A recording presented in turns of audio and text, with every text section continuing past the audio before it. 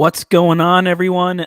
Welcome in to another episode of Wildly Informed, the regular season edition, our very first episode during the regular season of Minnesota Wild Hockey. Brett Marshall joined alongside my pal, Isha Jerome. Isha, how's it going tonight, my friend? Good. No hockey. Well, no wild hockey here tonight, but man, it's been a fun start to the season. I can't wait to get into everything. We got a jam-packed show here for you all tonight. Yeah, they slammed 4 games in the last 7 days since we recorded. So, including three games in the last 4 nights or something crazy like that. So, yeah, there's a lot of, you always wonder, start of the season is really going to be that much different preseason. Are things going to go how we thought? Well, kind of, yeah. And then there's also a bunch of other storylines that we have to go through. We got a lot of cool stuff analytics wise. We're going to get into kind of the first part of expected goals. Decided to break it into 2 parts just because as I was typing it out, I was like, you know what? I think this would be better to go over 2 episodes. If we cram it in all the one, we're going to lose some people and we're going to run out of time. So we got that to look forward to today. We're going to talk injuries. Obviously, got to talk about the Gustafsson goalie goal. That'll be a fun one to talk about. Something no one predicted. We got a lot of other good stuff. Damon Hunt, some good, some bad, some ugly from the opening games. We got a lot of good stuff. All right. I want to start off with the analytics agenda. Let's go for it. So today on the analytics agenda, we are talking expected goals, aka my favorite advanced stat, and probably one of the most widely used, talked about advanced stats on the market right now. So what is an expected goal, or what are expected goals, depending how you want to describe them? They are the statistical probability of an unblocked shot becoming a goal. And if you remember from our previous episodes, a Fenwick shot, again, this is another word for that unblocked shot. This whole idea of expected goals focuses around the idea that not all shots are created equal. And I think for me, it's the main reason why when you look at a stat sheet at the end of the game, you can't just look at shots, saves, shot attempts, and determine who had the better game. And expected goals really helps us dive in deeper past Fenwick, past high danger chances, and get us really into this really usable number to kind of value shots. So this is produced by a pretty complex model that I still don't totally fully understand. I get what the result puts out. I can't tell you everything and all the algorithms that go into it. So there's 7 widely used what are called XG models or expected goals models. If you want to know more about those, you should link the blog in the chat there. I listed them all out in there. The ones that I primarily use are going to be Natural Stat Trick and all my player cards. And then Evolving Hockey I use there for my special teams. And then occasionally I'll tap into Hockey Viz, Money Puck. That's kind of the main 4 that I use, but there's a couple others out there as well. So how did it come about? So the origins of expected goals. So basically, there were people that kind of wanted to create this statistic to show that all shots are not created equal. So they took a sample set of data starting in with the year 2007, because that was the first year we had kind of public shot location data available. And they got extremely descriptive with every shot attempt that they could find in that data. So as you can see kind of on these next couple charts here, they're looking at things like who's shooting the puck, who is the goalie, where on the ice was the shot taken, how far away were we from the net, like what was the angle to the net, how long had players been on the ice, what was the score, what was the time between the shot and the last on-ice event, which you remember from last week was anything like a turnover, hit, block, rebound. So like they grabbed a ton of stuff. The graph you see on screen, this is everything that Evolving Hockey includes in their model, and there are a couple variances across other ones like Money Puck, different things like that. But basically, they take all of this information from 2007 to whenever. They're constantly updating these. So the first one probably would have been about like 2018-ish. And they run it through a bunch of these formulas and determine, how many of those instances resulted in a goal and how many of those instances were similar and resulted in a goal to produce an XG value, which is essentially a probability that a shot turns into a goal. And then each of these models, in order to get that XG value, they weighted different things in terms of, how much did it matter when determining XG. So you can see like shot distance. So we talked about high danger chances last week. They are the biggest factor in pretty much every model. It's the number one thing that they look at, and then the second since that last event. So a lot of crossover with high danger chances. It's just more. It's assigning that another value down, even going as far as to say not all high danger chances are created equal. And even though they're shot from the same area, there are some that are even more dangerous or less dangerous than others. So all Fenwick shots, so any shot attempt that's unblocked that gets to the net will be assigned an XG value. It'll be from a 0, and it's a probability, so 0% chance to 100% chance of going in the net. I don't recall ever seeing anything like over 50%. There, even on like empty netters, there's been enough instances where probably plays have been missed or blocked or other things like that that can lower that value. And these are usually going to be expressed as a decimal. So that's kind of how it started, what it measures, all that kind of stuff. Next week, I think what we'll do is we'll dive into kind of the application. So how we read it, how it's used, how it could explain offense, defense, those types of implications. We'll talk about individual expected goals in that conversation. Then maybe 2 weeks out, we'll take that to the goalie side and talk about goals saved above expected. So XG, long story short, it's a really complicated formula that takes in pretty much every possible data point of a shot attempt you can find, runs it through an algorithm, determines the probability that that shot becomes a goal. That's the simplest way I can describe it. And there are a lot. Good call on splitting it into 2 parts because it would have been a lot to digest. I can tell there's probably some brains that are much. So, well, I mean, reading through your blog, mine was for the first read through. Yeah. And as always, if you're watching us live, I have linked the blog in the live chats, and it's in the description of the video if you're watching it afterwards on YouTube, and it's in the description of the podcast if you're listening to it via audio as well. I'm also going to be posting all the individual segments in which Brett talks about all the analytical tools in the analytics agenda segment on the YouTube channel as well. So if you just want to quickly brush up on Corsi and Fenwick, right? Or if you want to brush up on both parts of this after we get through the second part next week, the individual videos will be up on YouTube, on the SotaPod YouTube channel as well. Yeah. So enough about blanket analytics. Let's get into the nitty gritty with the Wild. So I think outside of the Gus goalie goal, which we'll get to, I think probably the number one headline from the last 4 games has been once again, this team is in some injury trouble. So obviously they've lost Jared Spurgeon to an injury unknown. Eriksson Ek has a lower body injury. Lower body. Okay. Yeah, but we don't have a lot of specifics. We'll talk somewhat a little bit about known. Yeah, we'll talk a little bit about him. Eriksson Ek, so broken nose. Sounds like he could be back as soon as next game, but we'll still talk about what implications if there's setbacks, things like that.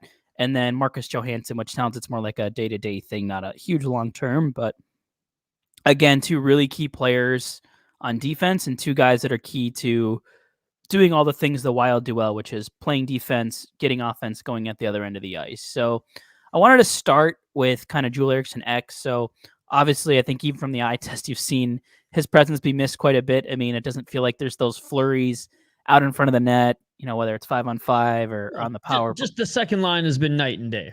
Yeah. And I think you've seen that with Boldy, who started the year is like, this guy's going to score 200 points and has seemingly come back down to earth a little bit. And I think a large part of that is because he hasn't been with Ek. Like if you look at kind of I think we talked about this in the kickoff show about Boldy and Ek and how good they are together. But just to paint a picture of what this looks like. Oh, are we frozen?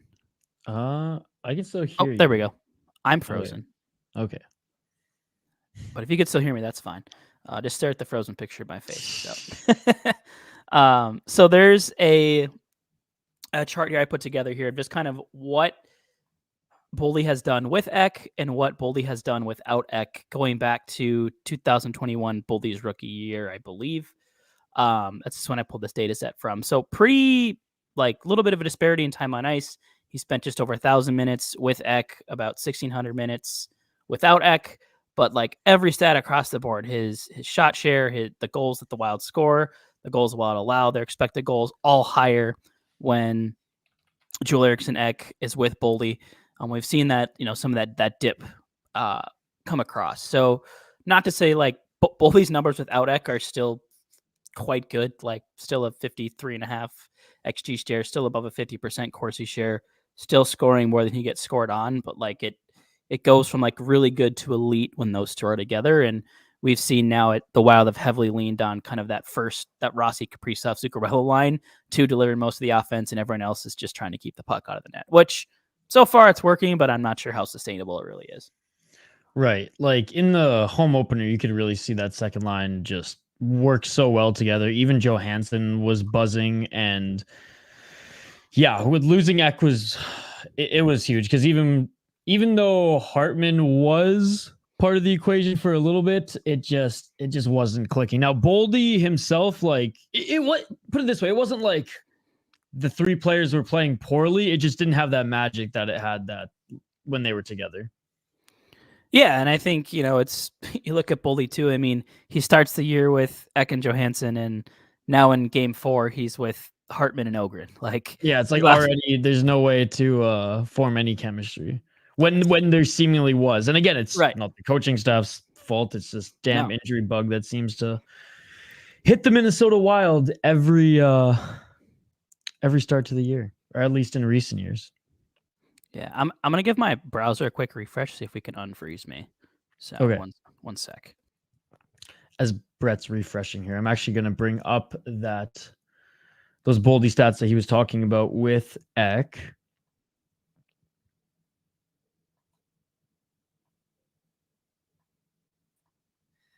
All right. There you go. And we're back. See, sometimes all you got to do is just pause and start over again. Yeah. I'm just going to bring up those stats as well that you were talking about there. I got Perfect. I got them handy here. But yeah, at least with Johansson, like you said, it's more of a day-to-day because he has been good out of the has been good out of the gate. That line looked great. Like it looked reminiscent of the line that was kind of assembled when they went on that tear when they acquired him 2 years ago at the trade deadline. So yeah, it was, and at that point, like the Kaprizov, Rossi, Zuccarello line was looking good. Like all of a sudden now you had those two scoring lines we talked about that were going to be so important, and then just injury bug, and it was kind of back to one line again. Yeah, no, for sure. And with Eck, like I'm glad it was just a broken nose and not a broken jaw, because he would have been out either longer or just would have had to face a crazy recovery, right? Like this isn't the playoffs. Like he ain't going to be playing with his mouth sewn shut Zdeno Chara style because, it's the start of the season. That's what Bedard had last year too, right? Was it jaw? Was his jaw broken last year too?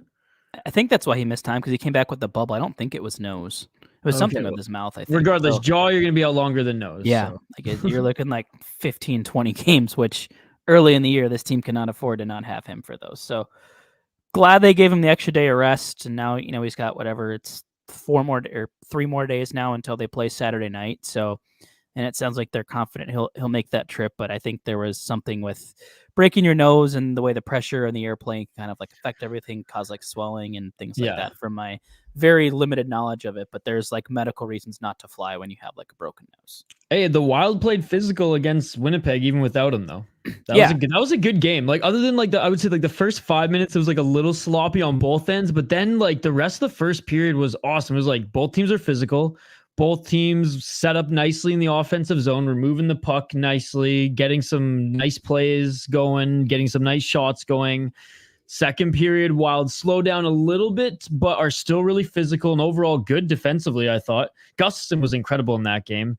Yeah. Just the hockey gods wanted the Jets to win. It's as simple as that. And then obviously, like, I know we'll talk about him soon here, but like honestly, one of the better defensemen in that game in Bogosian. Of course, it's him who gets the penalty at the end, and it's just over from there. Yeah, I mean, it was a pretty gutsy game overall, I thought, by the Wild. Like, you're playing your second game less than 24 hours. You just got it out in overtime the night before, and then you got on a plane, went to Winnipeg. They didn't gas as much as I thought they would, though. Like, yeah. In the third period, it was in the third period, sure, but like I thought like right at the beginning, early on, they looked fine, but the first period, the pace was so fast that I was like, oh my god, like either they keep this pace and they win the game, or they gas out hard in the second, or I was like in the third period it would probably be okay as long as they can keep a lead.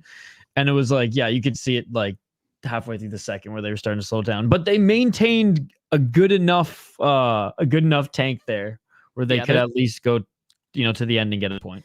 Yeah, there's a lot of times I'm not happy with just getting a point, but that was definitely one situation because you could just see it. There was like 3 or 4 rushes where the Wild probably would have had like on a normal night it was a breakaway opportunity or like a clear cut like 2-on-1. They had some breakaway opportunities. Yeah, and like late in the game, those all just got like squashed. Like the back checkers would catch up and all this stuff. You could just tell like when Kirill Kaprizov looks gassed, you know that those guys are tired. Yeah, no, for sure. Machine. And Hellebuck, I mean, it wasn't like he had like the craziest game because he was given the most insane opportunities, but like he was solid too. So it's like not only that, but you're trying to score on one of the best goaltenders in the league, gassed, and just in that like desperation mode. But hey, we'll take a point in that game for sure. Yeah, and I think we saw a great game last night. I'm gonna find a way to transition this into the next injury, and that's Spurgeon, who's hurt. Initially when this happened, I was like, oh, great. Jake Middleton is going to be awful again. Not that he wasn't. That pairing was actually pretty bad the first 2 games, but, I was really pleasantly surprised both in that Winnipeg game and then again last night against St. Louis. Like Jake Middleton's actually played pretty well alongside Brock Faber, which maybe Brock Faber's just that dude now. He can just elevate anybody that's playing with him. Right. Like he's like sophomore. Let's put John Merrill up with him then. Seriously, it seems like you could put anyone there, but this is the injury, I think, of the 3 that I'm the most worried about. Like, we haven't heard, like, anything. The Wild, they're being really hush-hush, like Eriksson. Obviously, it's pretty, you can watch the replay and see he broke his nose. But, like, this wasn't, like, they didn't say, oh, he just blocked a shot and he's got a bruise. Like, well, that's the thing. I don't know when in the game he got injured. Mm-hmm. And that's, like, did it happen in the game, or is there pain that's coming back from these surgeries and all this stuff too, right? And you look at the numbers from Middleton and Spurgeon in those first 2 games that he played. Middleton and Spurgeon's 3 goals scored against. They had 2-4. They only rocked a 43.6% Corsi percentage and a 46.1 XG share, which when you look at what these 2 have done historically, like this is a pair that's been at 55% expected goal share, like 50% Corsi share. Scoring goals, not getting scored on, like clearly something wasn't right. And sometimes normal scenario, I'm probably blaming on Middleton being terrible, but based on what we've seen with him with Faber, like I don't even know if Spurgeon was right for those first 2 games. It sounded like the reports out of camp were good, but I'm just so worried now, like how hush they're being. Like I don't hate reckless speculation, so I put it out on Twitter and just asked like, how worried are you about Spurgeon's injury? And it was like, not very worried, moderately worried, extremely worried, and panicked. And I think like 3/4 of the votes were moderately worried or worse. Like, He's 34 years old. You just wonder, like, at some point, like, hey, man, like, prioritize your health too. Like, and he's obviously got a great family at home, all that stuff. So hopefully we'll get some good news in the coming days that it's maybe not as serious as we think it is. But at this point, I'm worried about it being something potentially pretty serious. Yeah, I'm the glass half full kind of guy. So I'm going to wait till the next update, but it's not good that this early, it's him again.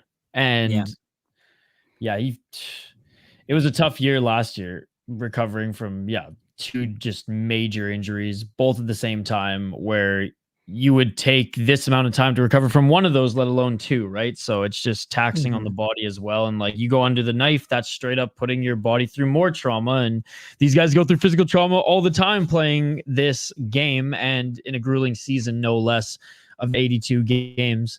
So yeah, I really hope it's nothing too serious, and that we see a solid year out of him this year. But like you said, he is getting up there in age, even though, 34, we've seen guys play a little bit longer, but I mean, I say old and it's like 8 years older than me. Yeah, I know. It's like 3 years older than me. But like he's played some hard minutes throughout his entire NHL career. He's an undersized, defenseman. He's had to, I mean, he didn't get hit a lot throughout his career, but you know, when he battles, he's gonna have to like give that little extra push there. Nine times out of 10, giving him his frame and everything, right? So and it's like he's munching minutes, playing against top competition. Like, yeah, that's the thing. Like doing it well. Yeah, he's had a pretty grueling career, and most top defensemen, like you said, they eat minutes, man, and it's tough in this league to eat minutes. Yeah, it really is. And, you know, like I said, I was really worried about Middleton, but, you know, kind of the trickle down effect and how it would affect the blue line, because there was like, for me, it was three things that were going to matter this year to the Wild making the playoffs. And that was getting good goaltending, check so far. Oh, yeah. Staying healthy, and the penalty kill, which I think TBD on that still. But it's still early, but like, yeah, I thought it was going to be a lot better than. Yeah, I mean, we're expecting bad. Yeah, we're expecting, like, as Spurgeon done for the season, questions after game 2. So yeah, but yeah, I'm hoping. So I think we have another graphic here of just kind of transitioning a little bit to Faber and Jake Middleton. So last year it didn't work at all, and then through 2 games this year, it's looking better. So you can see last year, so those two played 800 minutes together over the course of the year. And if you look at what Brock Faber did last year with and without Middleton, Corsi percentage roughly the same, but you look at everything else, like without Middleton, Faber's giving up almost over a goal per hour less, scoring about half a goal more per hour. Or sorry, other way around. Scored about a goal and a half an hour more, got scored on about half a goal less. 7% difference in the expected goal share. And then somehow in the last 2 games, they've gone 30 minutes together, have a 1-0 goal advantage, 61% expected goal share, 57% Corsi share. So maybe Middleton just has retired and moved on from Spurgeon as his reliable partner and to Faber, or like we said, Faber's just that dude now where he can kind of carry the dead weight of whoever he's with. Elevate is the word, Brett. Elevate whoever he's with. Yeah. Glass half full, glass half full.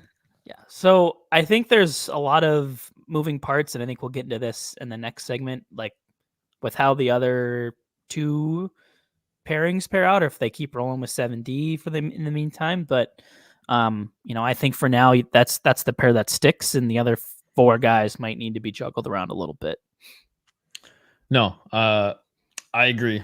And it's just it's frustrating. I mean, obviously they've shown that they're still capable, like they did in St. Louis, but again, that's against St. Louis, right? Not the best team out there in the Central Division. I'd argue even a worse team than the Wild right now. But yeah, there were some good signs in Winnipeg, especially off a back-to-back. So the key, obviously, and look, as much as we love Spurgeon, the defense is a little light. We're going to get to this in the next segment. Damon Hunt, I mean, this is his time to shine, and the real concern is getting Ek back in the lineup, because like when Ek's in the lineup, you have 2 lines that are a threat. Yeah. Versus like it can maybe spend a little time in the offensive zone, allowing you to defend a little bit less. Yeah, whereas we've just seen it, like they have to lean on that first line so much more, whereas like they're able to spread out the minutes a little bit when Ek is healthy, him, Boldy, and you know, insert player there. In this case, it's Johansson, and hopefully he can get back in soon here. But yeah, they just look so good on opening night, man. It was awesome to see. Yeah, and you're hoping that was like going to be the kickstart that they needed after that strong game and battling adversity already. So, but let's talk good before bad. So this next kind of segment here, moving into the sort of the puckier opinions. So maybe some could be objectivity to what I think's been good, or what the numbers say has been good, versus what maybe the eye test says has been good and bad, and vice versa. This was all, so for those that follow me on Twitter, or X, whatever you're going to call it now, I did start a newsletter that you can subscribe to called the, I should probably remember what it is, the Weekly Wild Wrap-Up. That's through Substack. It'll post every Monday, and it'll just kind of be quick hitters on stats, trends, good, bad, from the previous week. We'll talk who the top PCS players were, so who performed the best analytically, all that good stuff. Should take you like about a 5-10 minute read. Free to subscribe. Link for that is in my bio on Twitter within the link tree if you want to subscribe. So the next couple parts of this will kind of highlight some of the things in there with the updated numbers from last night, because enough happened last night where the numbers did adjust a little bit. So starting off with, I think, like 3 key areas I thought that have been good, and that the numbers say have been good through the first 4 games. Number one is their defense at 5v5. They're only allowing 2.15 expected goals against per 60 minutes. That's 4th best in the league. They have only allowed 8.3 high danger chances against at 5-on-5. That's also 4th. 1.19 goals against per 60 at 5-on-5. That's 6th best. And if you look at the teams that have played at least 4 games, that number goes up to 2nd. So, and then obviously we've seen this storyline out there a couple times last night and then today. They've yet to trail for a single second this season as well. Both, obviously the overtime loss and then the shootout loss are the only times the scoreboard had them quote unquote trailing. So they've been defending beautifully. Like this is their prescription. We talked about how this could be an identity for them kind of in the preview shows, but it's been good to see that aspect working and it's been all 4 lines that have been contributing to that as well, I think.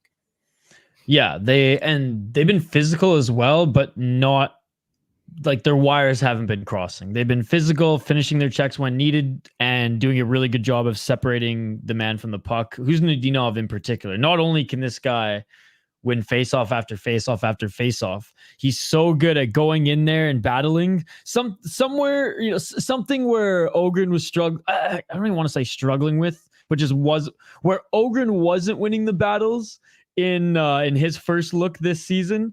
Huznadinov, man, he goes into the corner, he goes into the battle when there's already like a pile of guys, and he ends up with the puck. It's awesome to see. Yeah, and I think the other cool thing with Huznadinov, while we're on the topic for him, is obviously he got a really quick opportunity to jump from the 4th line center into the top 9, and the numbers from last night weren't great for that line, but I think a good chunk of that reason why is they took on the Kyrou, Buchnevich, and Robert Thomas line the whole game. Did they get a lot of chances of their own? Nope, but they kept the other team from scoring and kept their overall XG numbers, I thought, respectably low. So it was really good to see him be able to elevate into like a shutdown type of checking line role with 2 giants in Trennan and Foligno, and be the speedy little guy down the middle and get it to work. There was a play I called out on the penalty kill where he's been, as you mentioned, really good. The face-offs have been important. I think he's sitting around like 60% this year on his face-offs, and he's over 50%, well over 50% on the penalty kill. And there was the first kill last night. Huznadinov won the draw. The Wild cleared the puck and then implemented some of those pinch-offs on the re-entering the zone, and they killed and I think it ended up being about like 80 seconds, about 1 minute and 10 seconds or so, something like that, 70, 80 seconds of the power play, solely because Huznadinov was able to win the face-off. And it sounds like such a minor thing, but it's been an area they've been so bad. Like their best center, I think the last 2 seasons has been Gaudreau, sitting at like 51%, like somewhere in there. And now as a team, I think this is before last night's games. I don't know if this has changed since then, but every player that had taken more than 2 draws, that includes Zuccarello and Boldy, were over 50% on their draws, except for Ryan Hartman. He was the only one below. I think he was at like 42, but like Zuccarello was like 5 for 5. Boldy was had won 2/3 of his. Matt Huznadinov was like 60%. Eck and Gaudreau were both in like the middle 50s. Like it was like, I was like, who is this team and why are they winning draws? What happened? Maybe Huznadinov has just elevated them that much, but that's been another good. I didn't really call out face-off specifically, but tying it all back to Huznadinov, your original point, it's been cool to see. Yeah, no, for sure. Yeah, no, like I said, I've liked what I've seen from them. Their 2-way game, their defensive game. It's just, where's the offense coming from 5-on-5? Yeah, we'll talk about that in the bad here pretty shortly. 2 more things on the good side. First is we got to talk about Gustafsson. Electric moment last night as he pots a goalie goal, breaking Twitter for about 2 hours. At the time he had more goals than McDavid. I think he still has more goals than McDavid. I think Matthews finally did get on the board tonight. So same amount of goals. There's awesome Matthews, but goalie goal. He ripped it center lane, length of the ice. It was beautiful. Yeah, and just the post game interviews after were hilarious. Quips about because it was a power play goal, only the third ever power play goal scored by a goalie. He quipped to Emily Kaplan in his post game interview that he should be in the power play meetings now because he got the power play goal. Some really funny quotes if you read the Athletic article that Russo wrote, just kind of following in it, like how Fleury planted the idea. Like it was just such a cool moment, and like in a game that like for once felt like it just totally went in the Wild's way, right? Like yeah, no, got totally. some good calls early, got some good bounces. Like I tweeted this out too. The announcers like felt like they actually did their research, were like complimenting things and talking about actual strengths, and it was like, am I in like a parallel universe? Like we're getting the good bounces. The national broadcast actually did research. Like it was cool. Yeah, and then that was because even in the home opener, even in the game against Columbus, like Columbus was pushed until the end, right? Like it wasn't an easy game for the Wild by any means. Whereas the St. Louis game, like you said, it looked like they had their mojo throughout that one. Yeah, it was like a little bit of a slow start. I think there was like 5 shots in the first like 33 minutes of the game, and then by game's end they got that up to I think the shots and final shots ended up being tied 28-28. So, but I think they had 2 goals on those 5 shots to start the game. They had the Hartman power play goal early on, and then the Jacob Lauko with his first in a Wild uniform, shorthanded. By the way, I have loved what I've seen from him. Like exactly what you and I talked about in the preseason. He's quick. He's good at forechecking, and yeah, there's a little bit of a skill to his game as well. But he's so quick out there, and man, he'll throw his body at everything as well. I really like what I've seen from him. Yeah, and like hockey IQ is kind of a cheesy term, and like the exact definition of what he's it a means smart player is questioned. But yeah, like he just makes really intelligent plays, like defensively, like even on the penalty kill, knowing when to jump up into the play, make the read, cause a turnover, get a rush, and then not letting that get you beat by cheating toward that, and then having a seam pass get in behind you. Like even just little things like that, little stick lifts, positioning, like some of the stuff I think that like is subtle about Boldy. I think I see a little bit of that in Lauko too. Like that trade is continues to look like a home run. He's been a great fit, and Artie seems to be well liked in locker room. He wanted to jump the boards to go hug Gus after the goal last night, which I thought was a pretty cool quote. No, and Gustafsson overall started this season, small sample size, but it seems like he's confident, and it seems like he's playing like the old Gus. Yeah, 2-0-1 record, 2.72 goal save above expected. That's the 9th best in the league, 5th best among goalies who've played at least 3 games. Like this is looking like the goalie that was, in the Vezina conversation his first year with the Wild. And I think the thing, and I talked about this if you're a legacy listener over from Sound the Foghorn about the year he was good. We talked about this a lot, is just how calm he looks in the crease. Like exactly. And that's what he looks like right now. And he's not giving up a lot of rebounds. If he does, he doesn't just spaz out. He either like just reads what's going on. If there's his guys in front of him, if not, he will take a chance and go for it. He's playing the puck with a lot more confidence too.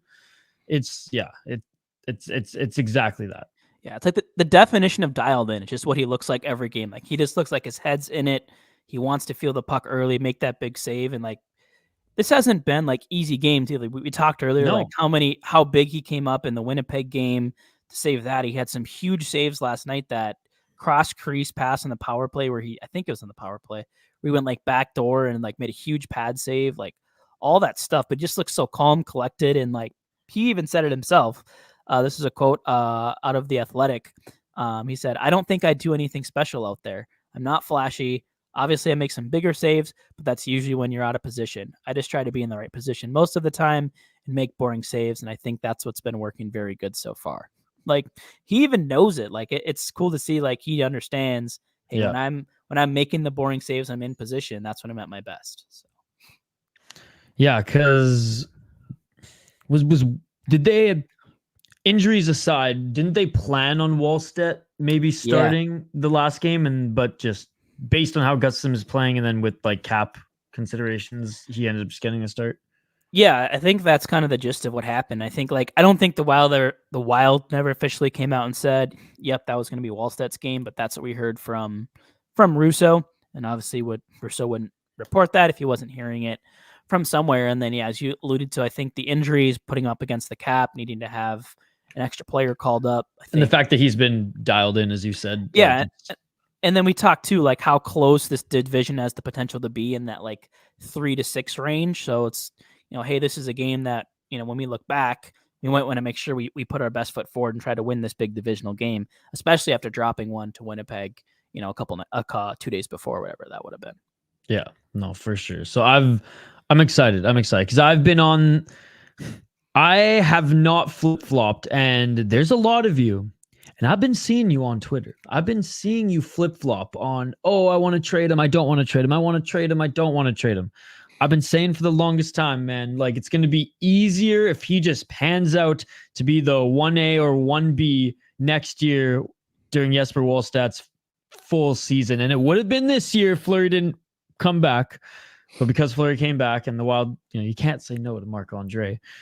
It's delayed until next year, but it's easier just to have the guy in-house who you've already developed, who you already know is going to be that guy, relatively cheap, than trade him for cents on the dollar and, oh, he's going to play well somewhere else, and, oh, now you have to find another goalie next year, right? So I've been saying this whole time, I know it's early, it's a small sample size, he could fall off tomorrow, but still, I've been saying this whole time and I have not wavered. Keep him, see what he has this year. This is a year where we decide what the future of Gustafsson looks like, whether it's in a Wild sweater or not. Yeah, and I think we mentioned it last week too with the Wallstedt extension. Like you now have, if you have two really good goalies locked up for, I think Gustafsson after this year do you have one more year? I think. Like you got your two goalies locked up next year at under $6 million. That's amazing. Like that gives you a lot of flexibility and it's not like Gustafsson's going to ask for 7 in his extension or anything, right? Yeah. Like if if he comes down as a vet in the season, then he might be able to given what Allmark and Swayman just did. But at that point, good problem to have. I don't think he's going to be a Vezina goalie, but if he's a solid 1B, man, that's all we need. That's all we need. You pay him $4 million, 4.5, and you run with it. Yeah, and I think we mentioned this, there was likelihood that the Vezina Gus and the Gus that we saw last year, the reality of who he was really was somewhere in the middle. Yeah. And I think we're still seeing the higher end of that, but it's good to see that Gus is still there. The good Gus that we saw, he's still out there and now he's scoring goals. So just pretty cool. I think the interesting thing about this with him playing well now, they obviously want to probably keep that hot hand and then you look at Fleury did not have the greatest game against Seattle. That's a game the Wild probably should have won if he makes probably one or two key saves in that one. So you have a struggling Fleury who obviously can't really do anything with him on waivers and with the cap. I think I mentioned last week, I thought Wallstedt might start 20-30% of the games this year. And given what we're seeing now, that number might be dropping down to 10. Yeah. That's what I figured. That's when I saw the extension, I was like, okay. Without seeing any games this year, but okay. No, but again, I'm fine with the extension. I was just one of the few who raised my eyebrows a little bit and were like, Yeah. And I'd wager they'll still find a way to try to get him a game here within the next week or two. I can't. Mine as well on this road trip. Yeah, I mean, they already told the kid to get a place in the Twin Cities. His way is he has reasons to think he'll play. So we'll see if they can make it happen here pretty soon. All right, last positive before we get to the bad. The power play. Little bit partially maybe inflated by an empty netter with Gustafsson, but it was a power play goal nonetheless. Bumped him up to 30.8% on the year. So I believe that comes out to 4 goals on, I think, probably 11 attempts. I think that math would maybe check out somewhere right in there. No, not quite. Maybe 4 goals on 13. Either way, they've been scoring. I think the puck movements look really good, especially on that first unit. And they've only been credited with 3 high danger chances, and they've got 3 power play goals in the zone off those.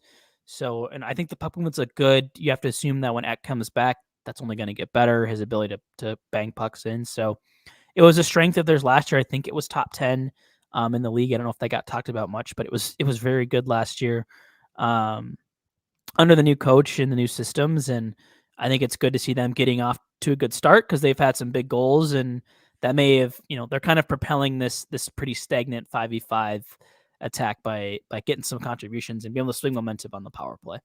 Yeah, and we saw a glimpse of the second unit in the Winnipeg game, and they look solid too. So I know we usually don't see much of them, given how good the first unit is and them leaning on them, but they were shutting down the first unit quite a bit in that game. Winnipeg's penalty kill looked pretty good actually. Yeah. And but yeah, that second unit came out and they were moving the puck quite well as too. So like what I've seen thus far, like what I've seen. And it's funny because I thought the penalty kill would be a lot better, which it's been totally night and day for the Wild. Yeah, it's we can go there next. So the three bad things. We can start with the penalty kill. I'm still optimistic it's going to get better. One of the penalty kill goals against was a 4-on-3. Those are a little bit harder to defend. I thought it looked great last night against St. Louis. I think there was maybe two kind of good chances, but the other kills I thought looked really good. We talked about the Kuzadinov kill. I don't even think St. Louis registered a shot on that one. So they're sitting at 66.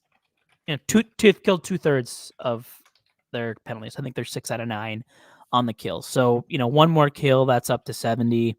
So it's trending in the right direction. Obviously, I think, too, you don't have Eck, you don't have Spurgeon. That's going to affect your penalty kill a little bit. But, yeah, as Mateo pointed out in the chat, Morant and Lauko have looked great. Kind of as a de facto PK1 with Eck out. And then Matt Boldy got integrated into the penalty kill for the first time last night. So I'd imagine they have 2 practices this week, I think Thursday and Friday.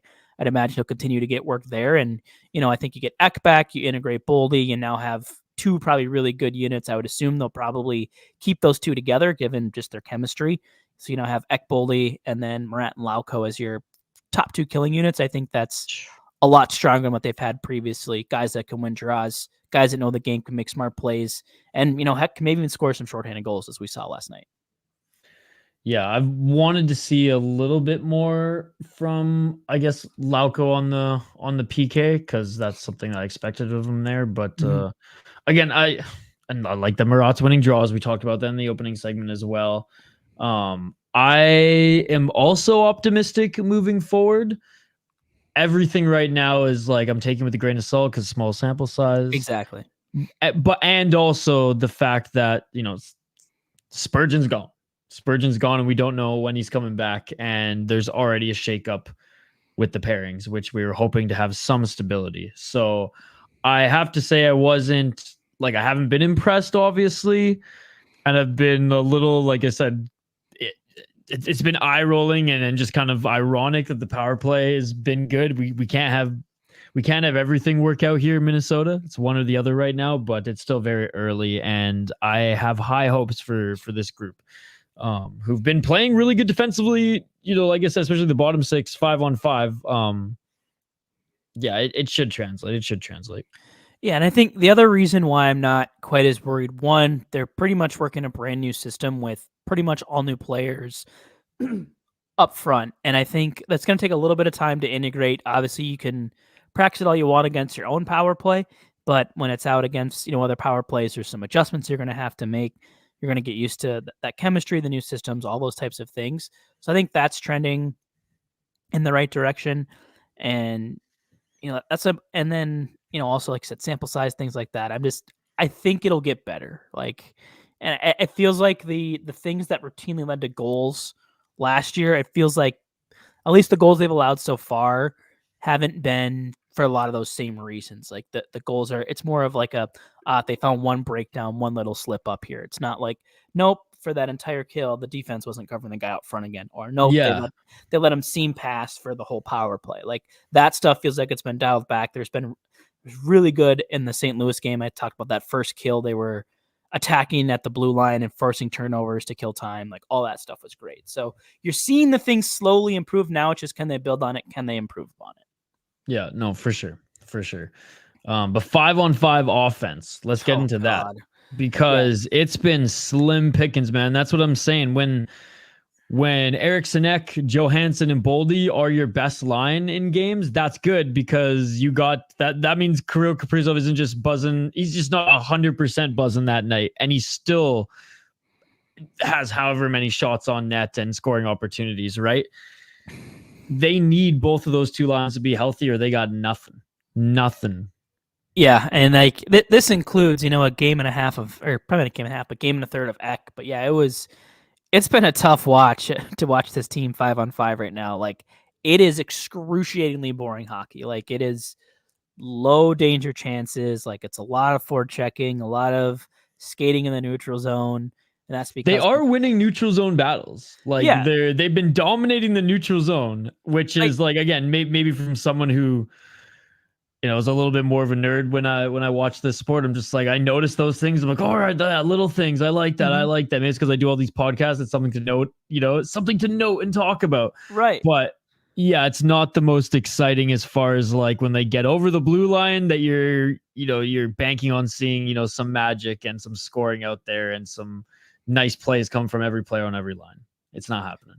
Yeah, and it's like it's not they're playing like necessarily playing bad hockey, like because we talked about like they're like top of the league and defense, but there's like bottom of the league in offense. So it's just like there's not a ton happening. It's not high excitement, like which none of the games like there's been a little bit of back and forth, but there hasn't felt like there's been games where it's just been like offensive chances exchanging like every 30 seconds. So yeah, like they're 1.96 expected goals per 60. That's 31st in the league. 2.08 goals per 60, 22nd. About 52 shots per 60. That's 29th. All this at 5-on-5. And then despite a 1.96 expected goal share, or whatever, it was like 2.08, the fifth best mark.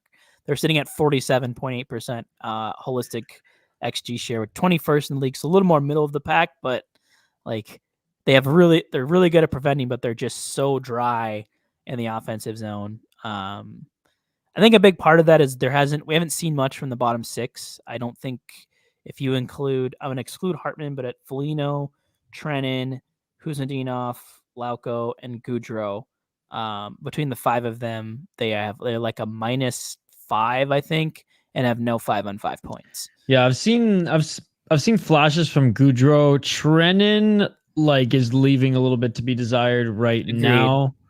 But hopefully it's just like start of the season, get going. Hopefully by 10 games in, we can be like, okay, a little bit more critical. He's just not as quick as I remembered him being. Agreed. You notice that as well? Yeah, there's sometimes like I don't think he's like some people in my chat were like, oh, he's so labored. And I was like, well, it's the third period of a back-to-back, and like everyone kind of looks gassed. But then I like watched it in St. Louis, and I was like, yeah, he's not quick. Yeah, and I don't think he's slow, but it just like there's sometimes like a loose puck, and you see 13 there, and you're like, I felt like you could have got that thing maybe like a half a second sooner or something like that. But yeah, let's see. The last, I think that's kind of I don't know, like those are kind of the two main bad things I had were those two topics. The other like area that I wanted to discuss, and we alluded to this a little bit. We said if Spurgeon's out for remaining period of time, it seems like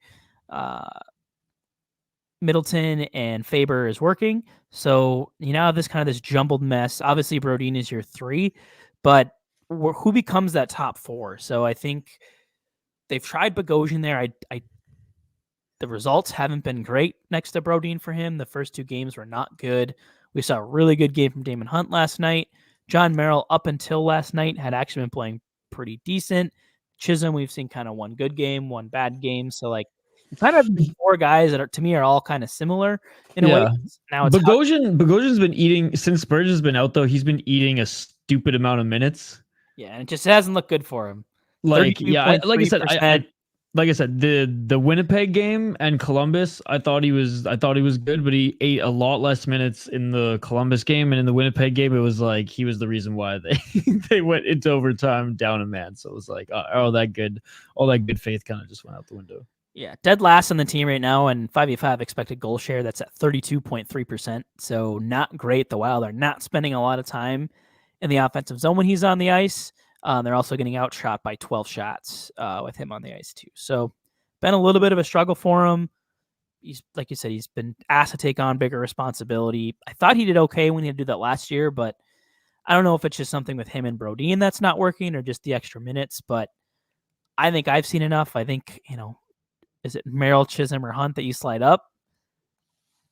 Any of those guys going to the top 4 makes me a little hesitant, but I think the one I'd be most encouraged about is Hunt. Because I thought I want to see him too, and he looked great last night. Like, oh yeah, like I think like I said this on Twitter. I like with my eyes. It just like every time you saw him on the ice, it was like, ooh, there was a smart pass. Ooh, there was a good pinch. Dude, he looks so that was comfortable a good in shot. the NHL. Yeah, like, oh, there was a good I said hit. that last year in a few of the games, and I said that all through preseason. He was other than the other NHL guys, and sometimes even better than some of the NHL guys, he was the best player, right? Like he was the most notable, like, okay, yeah, preseason for everybody else, like this is, you belong here sort of thing. Yeah, and it was just like you just noticed him for the right reasons last night. Like it wasn't because he's making mistakes, all that stuff. If you adjust his expected goals for on ice last night to like the amount of minutes played, he would have led the team in that category. So like spent a lot of time in the offensive zone, and maybe that's intentional. They were getting some shifts in the offensive zone on faceoffs, those types of things. But he really looked the part. We've talked about him, I think now 3 straight shows, how much you want to see him in the lineup. We've heard Hines say he wants to get him in the lineup. And I think you look at a bad game from Merrill, mixed results from both Chisholm and Bogosian. Like they clearly are okay rolling with 7D if they have to. Like I think, as you alluded to, this is kind of his chance to step in, take hold, and maybe not let go of, maybe not a top 4 spot necessarily, but secure one of those third line roles. Yeah, an NHL spot.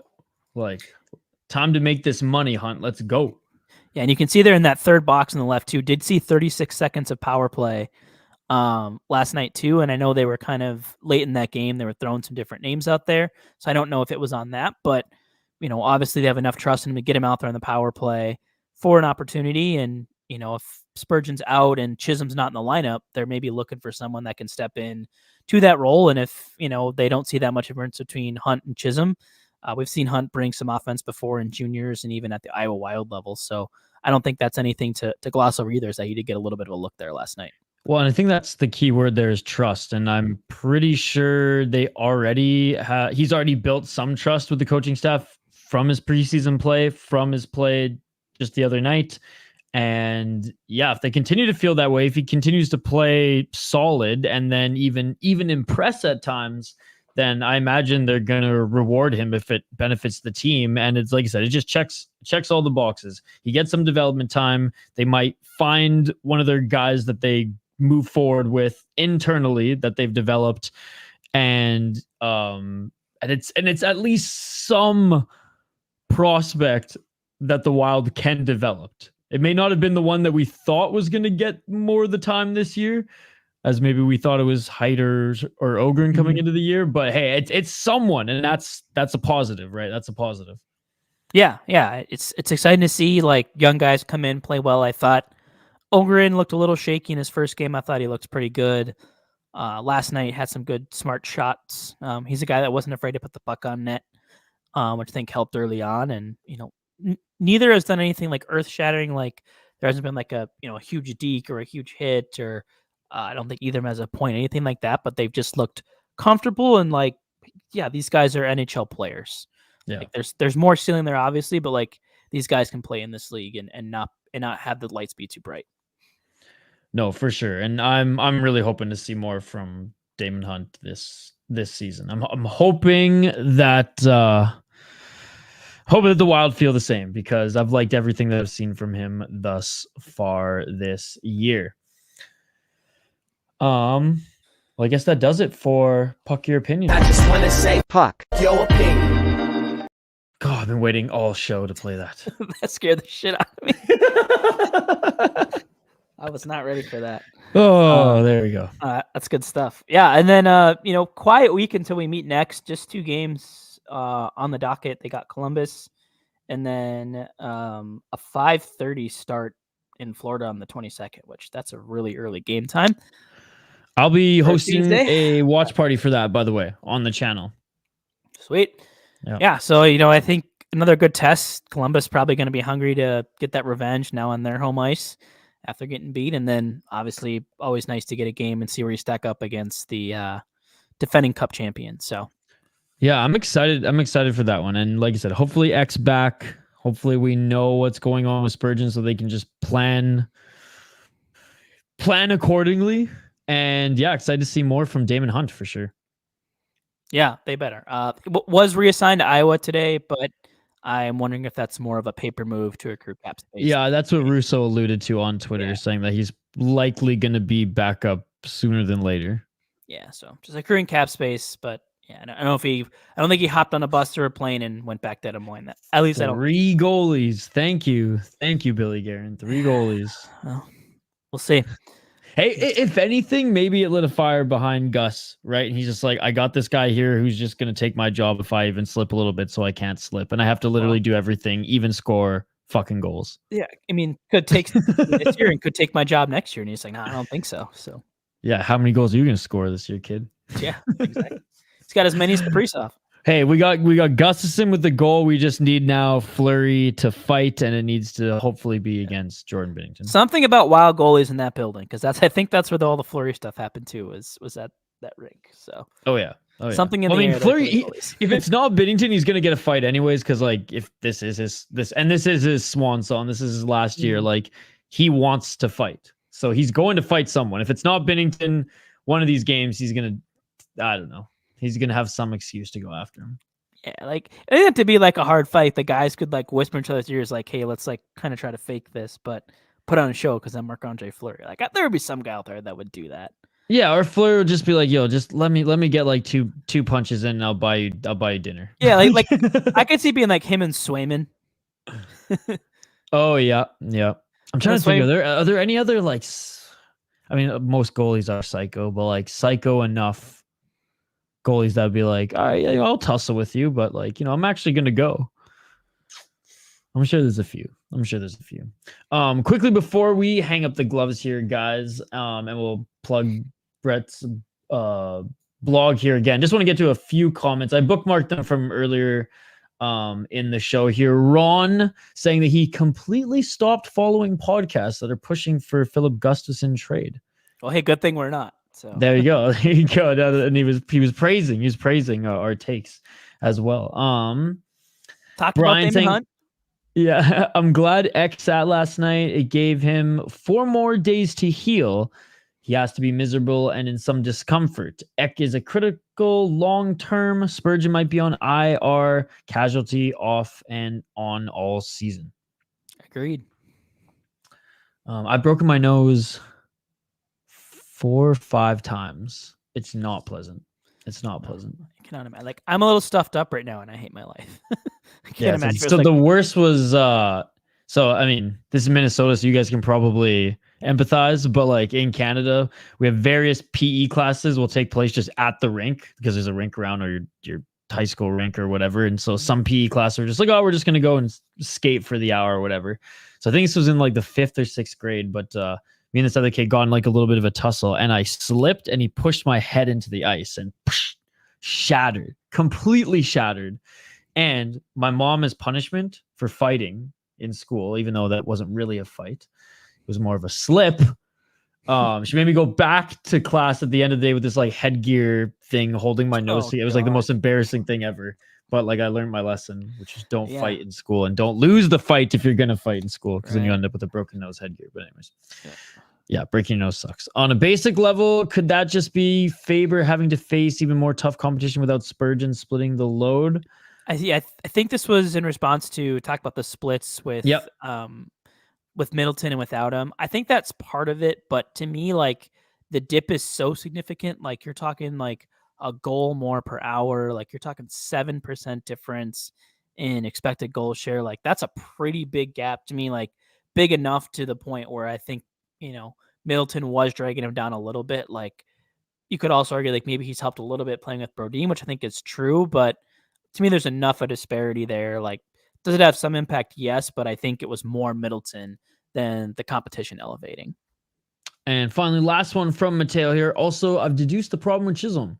He plays a pure aggressive style of hockey, always pinching or stretching the ice to make the most aggressive play. The good old Dumba strategy. Yes. Works when it works, it's great. When it doesn't, it's oof. Big oof. What's the is it the Anchorman phrase? 60% of the time it works all the time or something? Yeah. Irvin, did we really expect Spurgeon to last long though? I didn't expect any games at all, honestly. I mean, I expected once he played through preseason and he was in the lineup after opening night. Same, and they said he looked good. So yeah, and it's like it's not like he played awful. He didn't play he didn't look like a world beater out there, but like No. he was solid. So yeah, like, and again, and there wasn't like a clear hit or anything. So, or like maybe there was, but there wasn't anything clear enough where we all were like, okay, that is what injured him, which is what sucks. Because he's, when healthy, he's good. But yeah, this just might be the end, or the beginning of the end for Jared Spurgeon in the National Hockey League and with the Minnesota Wild. Which, I mean, he's been one of my favorite defensemen, and I like, this was even before I had started Sotapod. Like, this is me just chilling in Vancouver, geeking out about the Canucks mostly, and I still like love Jared Spurgeon. Yeah, no one's tooted the horn harder for him for everything he brings in me. Like, you can go back and just like Google my handle and Spurgeon, and like I went to bat for this guy to be like an Olympian. Like, he's been that good. And I think too, like, you know, this is your captain too, right? Like, this is a player that the team has trust and the players respect tremendously, and you know, not having that voice being with you on the bench too, like that has an impact. Like, beyond, I think, even the numbers, it's just his presence in that room and what he means to the team. Like, even well, and the team is, in fairness, seeing if he's still able to play at this level, at this pace, and with this schedule. And right now, it's not looking so good. But they'll likely get a lot of their questions answered the rest of the year. All right, last comment here from Mateo. You took a mediocre hit into the end wall during Seattle, where he got bent weird, looked uncomfortable, but seemed to skate away fine. Guess not. Potentially. There you go. Potentially, that is it. Brett, where can everybody find you? Yeah, you can find me on Twitter at @B_Marsh92. Podcast account is on there as well, at Wildly Informed, the O being a 0. There you go. Check out his blog on Medium as well, and shout out your Substack again. Yeah, weekly Wild wrap up on Substack. I think it's under Wildly Informed, I think is the profile name, or it might be mine. All linked in my bio on Twitter. If you just go there, you'll find what you need. There you go. As always, follow the Sotapod on YouTube and Facebook. Follow State of Hoppy on Instagram, and hopefully someday you'll be able to follow the Sotapod or Sotapod on Twitter again. Now though, with this whole new blocking feature being tweaked, right, on Twitter, I might be able to see what this shirt slanging the Sotapod account is up to, as they blocked me, and so I wasn't able to see any of their action. Oh, did we make a burner account for? Oh yeah, I have I have too many accounts to have a burner account. Well, did they block you on all the accounts? Just flip to a different account. True, but my one burner I got logged out of, and it won't let me back in now. Which was, I have a burner. No, not a single person knows about it or what it's called. Oh, so like, you're Kalisha. No. It is. It's nothing. It's nothing wild related. Like, there is, like, if someone finds it, I'll personally send them like $5. But there's. Oh, I thought you were gonna say like $500. No, I'm on it. No. I don't want. So it's not that hard to find it. No, I don't. I'll be creeped out if someone figures it out. I think a little bit. Like, I don't think I follow back with my personal account. Like, if there's a way you can like maybe trace like my phone number and email to it, then maybe you can find it. Well, don't give the public any ideas. Yeah. I mean, I don't really care if I don't really tweet. I don't tweet from it. It's literally like, it's my non-hockey like news account. So like, I have other interests outside the Wild, believe it or not. But like, my timeline's very Wild focused on my personal account, which is fine. So this one's just dedicated to like following the rest of the stuff that I want to see and not have to like turn on notifications for. Gotcha. I don't even tweet from it. So like, it's not like I'm out there like shitting on people. I used to have a burner. It was a lot of fun, Producer Pigeon, but I can't get into it anymore. So it is what it is. Oh, I remember Producer Pigeon. Yeah, man, with good times. Anyways, guys, episode 4 in the books. We will be back next week, same time, same place, with another analytical recap. We will also talk more Minnesota Wild hockey. We'll have another Puck Your Opinion segment. And as always, you can find the audio version of the podcast on the Sotapod podcast feed, Apple Podcasts, Spotify, wherever you get your podcasts from, and live every single Wednesday, 8 p.m. Central. That's it. That's the show. Thanks, Brett. This was awesome. Yeah. See ya. Peace.